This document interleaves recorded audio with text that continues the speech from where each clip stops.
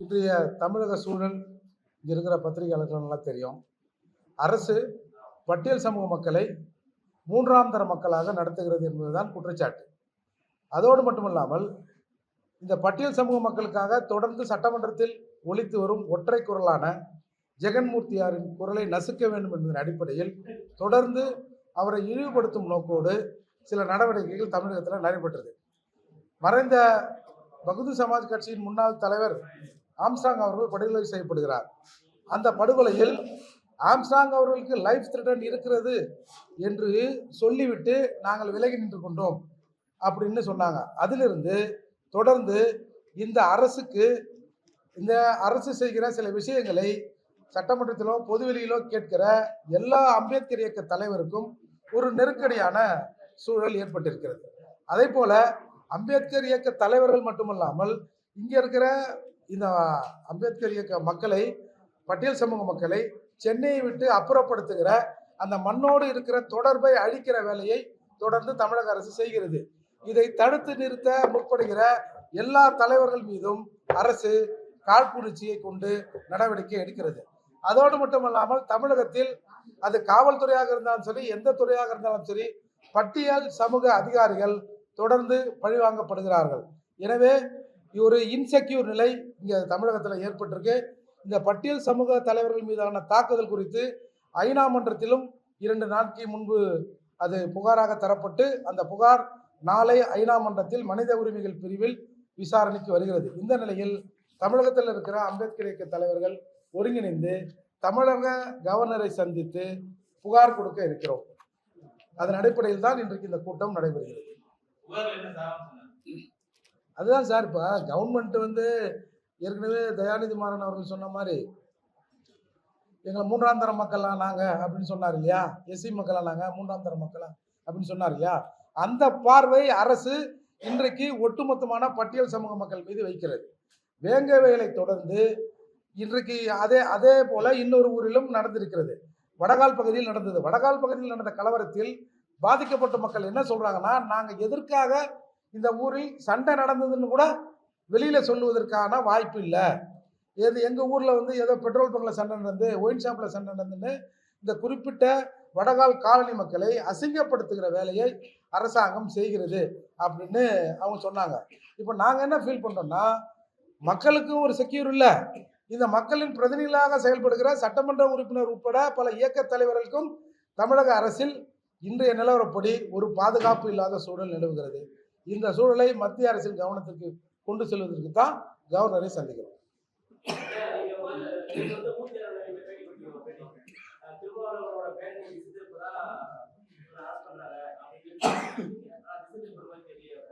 இல்ல திசை திருப்புறதுன்னா என்ன, பேரணி வழியை திசை திருப்புறாங்களா? அந்த பேரணி செய்தி ஒரு 3 மணிக்கு பேரணி தொடங்க இருக்கிறது. இந்த ஜெகன்மூர்த்தியார் கைது, ஜெகன்மூர்த்தியார் தப்பி ஓட்டம் அப்படின்னு எதுக்கு 12 மணிக்கு அந்த செய்தியை போடுறீங்க? இப்போ மீடியாக்கள் அந்த செய்தியை போடுதுன்னா அந்த மீடியாக்களுக்கு செய்தியை கொடுத்தது யார்? இப்போ நீங்க அந்த ஜெகன்மூர்த்தி அண்ணன் சம்பந்தப்பட்டதாக சொல்லப்படுகிற விஷயம் 7ஆம் தேதியிலிருந்து தொடங்கி நடக்குது. ஏன் பர்டிகுலரா அந்த டேவை செலக்ட் பண்ணீங்க? அதுக்கு முன்னால் போயிருக்கலாம், இல்ல அந்த பேரணி நடந்த பிறகு அதுக்கு பின்னால் போயிருக்கலாம், இல்ல ஒரு சம்மனை கொடுத்திருந்தால், நாங்கள் சட்டத்தை மதிக்கிற இந்திய குடிமகன்கள், ஒரு சம்மன் கொடுத்திருந்தா அழகா விசாரணைக்கு ஆஜராகிருக்க போறாரு.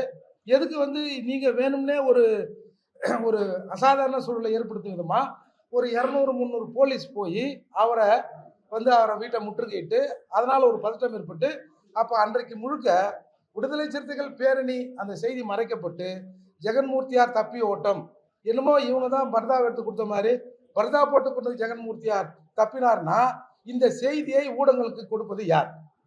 இல்ல ஊடகமா அவங்களா போட்டுக்கிறாங்களா? அப்போ இந்த செய்தியை காவல்துறை அல்லாமல், உளவுத்துறை அல்லாமல் வேற யாரும் கொடுக்க முடியாது. அப்போ தொடர்ந்து சட்டமன்றத்தில் அதற்கு முன்னால் பூவை மூர்த்தியார் அவர்கள் ஜெகன்மூர்த்தியார் அவர்கள் சட்டமன்றத்தில் பேசிய உரை சம்பந்தமான புத்தகம் வெளியிடப்படுகிறது.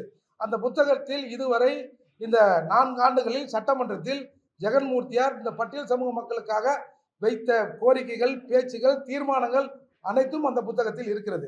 இதை தாங்கிக் கொள்ள முடியாமல் எல்லாரும் என்ன நினைக்கிறாங்க, அரசு அம்பேத்கர் இயக்க தலைவர்னா அண்ணா அறிவாலயத்துக்கு அடிமையா இருக்கணும், வேற யாரும் அரசு செய்கிற எந்த செயலையும் விமர்சித்து விடக்கூடாது என்பதில் இவர்கள் உறுதியாக இருக்கிறார்கள். எனவே தான் இங்கே வந்து ஒரு இன்செக்யூர் நிலை தமிழகத்தில் இருக்கிறதா நாங்கள் உணர்றோம்.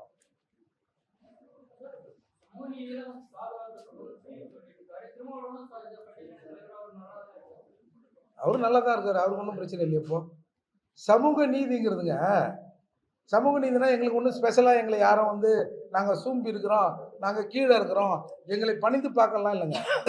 சட்டத்தின் ஆட்சியை நிலைநிறுத்தணும், அவ்வளோதான். சட்டத்தின் ஆட்சி இங்கே நடக்குதா?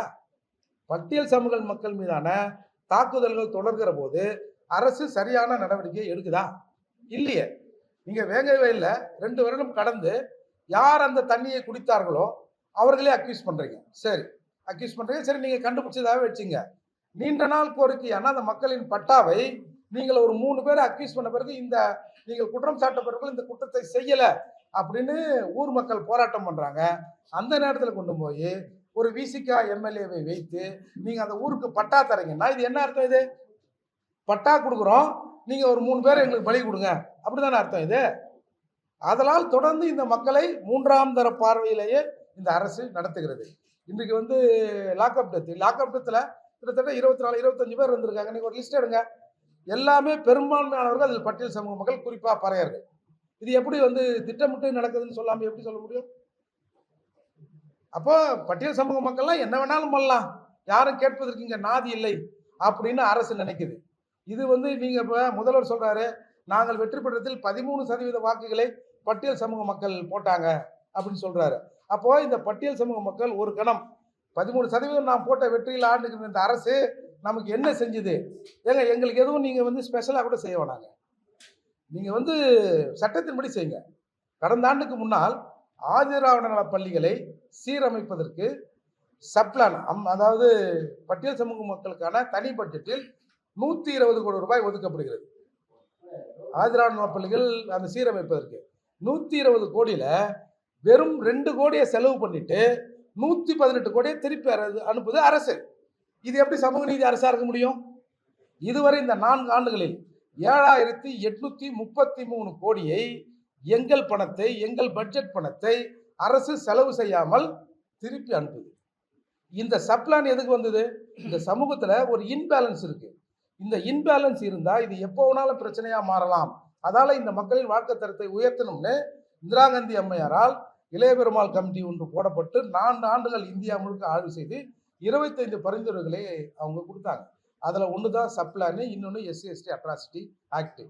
இந்த சப்ளான் கொடுத்து இந்த மக்களை கொஞ்சம் தூக்கி சமப்படுத்தினால் சமூகம் அமைதியாக இருக்கும் அப்படின்ற அடிப்படையில் கொடுக்கப்பட்ட பணத்திலிருந்து நீங்கள் 4 ஆண்டுகளில் 7833 கோடியை திருப்பி அனுப்புறீங்கன்னா நீங்கள் எப்படி சமூக நீதி அரசு நீங்கள் சொல்லுவீங்க, நாங்கள் எப்படி ஏற்றுப்போம்?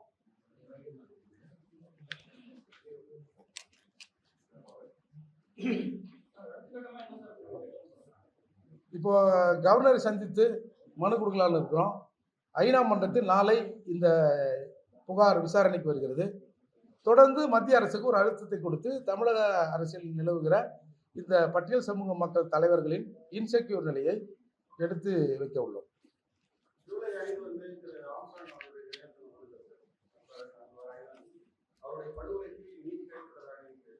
நீதியெல்லாம் கிடைக்கிறதுலாம் வாய்ப்பெல்லாம் இல்லைங்க. மத்திய, அதாவது முதல் நாள் அந்த இறப்புக்கு வந்த மாயாவதி அவர்கள் சொன்னால், மாநில அரசு இதில் தலையீடு இல்லை என்று சொன்னால் நீங்கள் வந்து சிபிஐ விசாரணைக்கு உத்தரவிடுங்கன்னு சொன்னாங்க.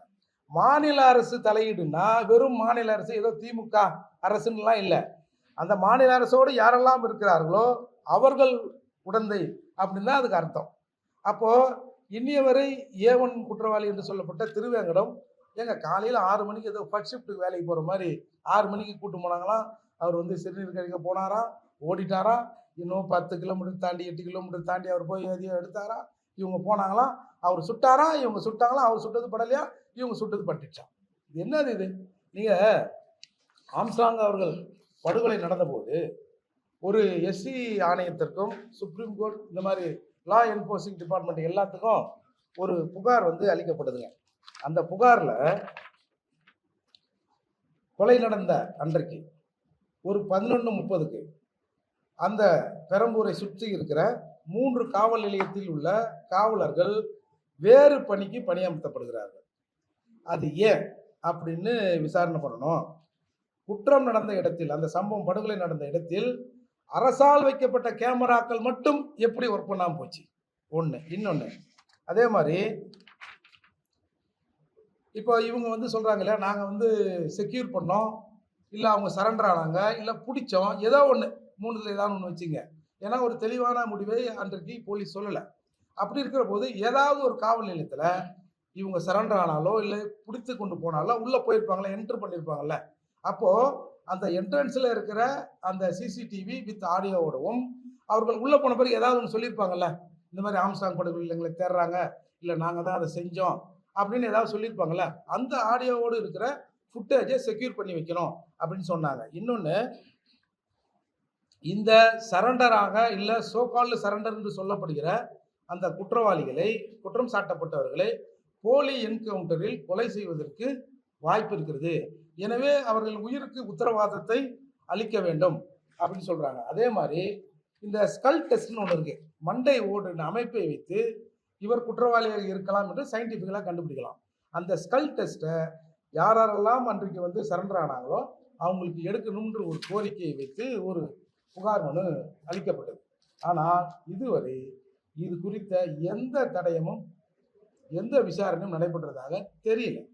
அப்படி இருக்கிற போது இதில் இன்னும் சொல்ல போனால் 2 பேர் வந்து தலைமறைவுன்றாங்க. தலைமறைவானவர்களை பிடிப்பதற்கான எந்த நடவடிக்கையும் இல்லை.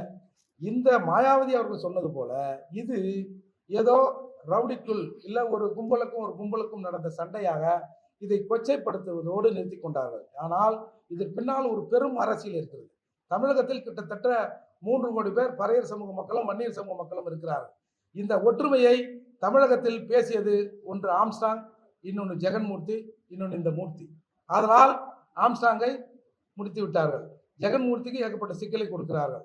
மற்ற தலைவர்களுக்கும் தொடர்ந்து சிக்கலை கொடுத்து கொண்டே இருக்கிறார்கள்.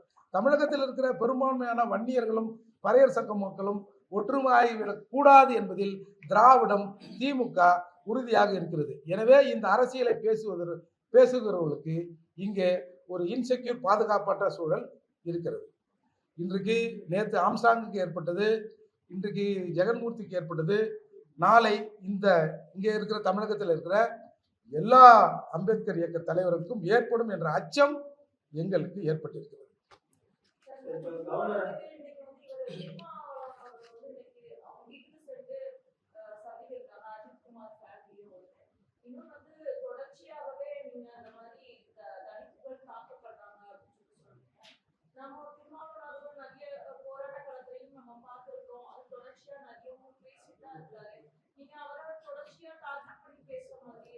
நீங்க ஒரு போராட்டம் என்பது எதுக்கு? சும்மா நானும் செஞ்சேன். இப்போ வேங்கவெளி நீங்க என்ன செஞ்சீங்க? நாங்க வந்து புதுக்கோட்டையில் முதல்ல போய் ஆர்ப்பாட்டம் பண்ணோம். சரி, அந்த ஆர்ப்பாட்டத்தின் நோக்கம் என்ன? உண்மை குற்றவாளிகளை கண்டுபிடிக்கணும். உண்மை குற்றவாளிகள் கண்டுபிடிக்கப்பட்டார்களா? வசதி வாய்ப்பு இருக்குது என்பதற்காக எங்க வேணாலும் போகலாம். ஒரு டோக்கன் போராட்டம் மாதிரி ஏதாவது ஒன்று பண்ணோம்னா என்ன தீர்வு? அதாவது மற்றவர்கள் வெளியில இருக்கிறார்கள், இல்லை எதிர்ப்புறம் இருக்கிறார்கள் கூட வச்சுங்க. நீங்க அரசோடு இருக்கிறீங்கல்ல, என்ன செஞ்சீங்க? ஒரு உதாரணத்துக்கு, கடந்த ஆட்சியில் அரசு வழக்கறிஞரை போடுறாங்க. அதில் வந்து இடஒதுக்கீடை ஃபாலோ பண்ணோம், எல்லா சமூகத்துக்குமான இடஒதுக்கீடு வேணும்னு ஒருத்தர் பெட்டிஷன் போடுறாரு சென்னை உயர்நீதிமன்றத்தில். அது போன 2023 டிசம்பரில் விசாரணைக்கு வந்து இதில் இடஒதுக்கீடு ஃபாலோ பண்ண வேண்டிய அவசியம் இல்லை, நாங்கள் ஒரு குழு போட்டிருக்கோம், அந்த குழுவின் பரிந்துரை அதை திருப்திப்படுத்துகிற விதமாக அந்த தேர்வு இருக்கும் அப்படின்னு சொல்கிறாங்க. அப்போ அந்த வழக்கு டிஸ்மிஸ் செய்யப்படுது, தோற்கிறதுன்னு வைங்க. இந்த வழக்கை போட்டவர் ஒன்று திரும்பவும் அப்பீல் போனோம்ல, இந்த வழக்கை போட்டது சிதம்பரம் நாடாளுமன்ற உறுப்பினர் திருமாவளவன். போன தடவை இடஒதுக்கீடு வேணும்னு போடுறீங்க, இந்த தடவை இடஒதுக்கீடுலாம் தர முடியாதுன்னு இவங்க சொன்ன உடனே நீங்கள் பாட்டு ரிவர்ஸ் ஆகிறீங்கன்னா அப்போ என்ன அர்த்தம் இது? சரி, நீங்கள் வழக்கு போட வேணாம். ஐயா, நான் இந்த மாதிரி வழக்கு போட்டேன், நான் வந்து உங்கள் கூட்டணியில் இப்போ ஒரு பெரிய கட்சியாக இருக்கிறேன், அதால் நீங்கள் இதை வந்து கன்சிடர் பண்ணுங்க அப்படியா சொல்லணும்ல? சொல்லுங்க, சொல்லுமா இல்லையாங்க? பத்திரிகையாளர்கள் இந்த விஷயம் சம்பந்தமா முக்கியமா அதை பேசுங்க. ஜெகன்மூர்த்தி அவர்களை வந்து தொடர்ச்சியா அசிங்கப்படுத்தி, கேவலப்படுத்தி, ஒரு எம்எல்ஏ கூட பார்க்காத பண்ணியிருக்கிறாங்க. அதை கொஞ்சம் முதன்மைப்படுத்தி பண்ணுங்க, நல்லா இருக்கும். அது சம்பந்தமான கேள்வி. நேரம் கேட்டிருக்கோம், நேரம் கொடுத்து. சார் இங்க வந்துங்க எப்படி இந்த பட்டியல் சமூக மக்கள் 3ஆம் தர மக்களாக நடத்தப்படுகிறார்களோ, அதே போல பட்டியல் சமூகத்தின் பிரதிநிதியாக சட்டமன்றத்தில் இருப்பவர்கள் கூட 3ஆம் தர எம்எல்ஏக்களாக இந்த அரசால் நடத்தப்படுகிறார்கள். இங்கே பட்டியல் சமூக மக்களின் நலனை பேசுகிற தலைவர்களுக்கு ஒரு பாதுகாப்பற்ற சூழல் நிலவுகிறது. அதை குறித்து தான் கவர்னரை சந்திக்கிறோம். புகார் கொடுக்க தகுதியான இருக்குது. புகார் கொடுக்கணும். தமிழக அரசுல இங்க இருக்கிற தலைவர்கள் நிம்மதியா இருக்க முடியல.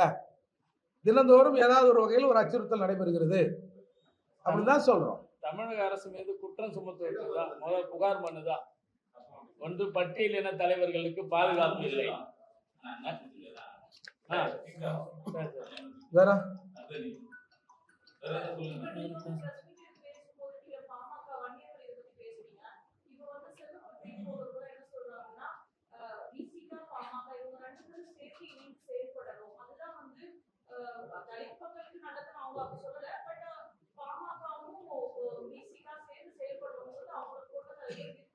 இல்ல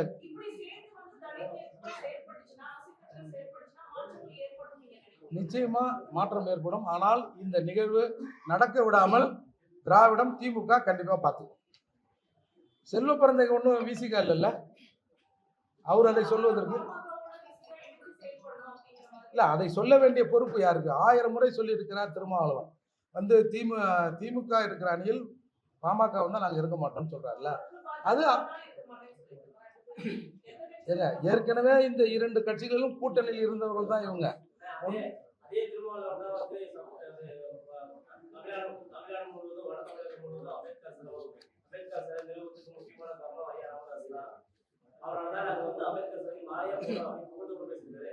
அதுதாங்க தமிழ் குடிதாங்கிற ஒரு பட்டத்தை கொடுத்திருக்கிறார்.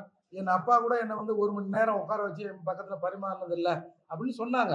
இப்ப இவங்க ஒன்றையும் பாமகவோட பிஜேபியோட இல்லாத கூட்டணிலாம் இல்லை.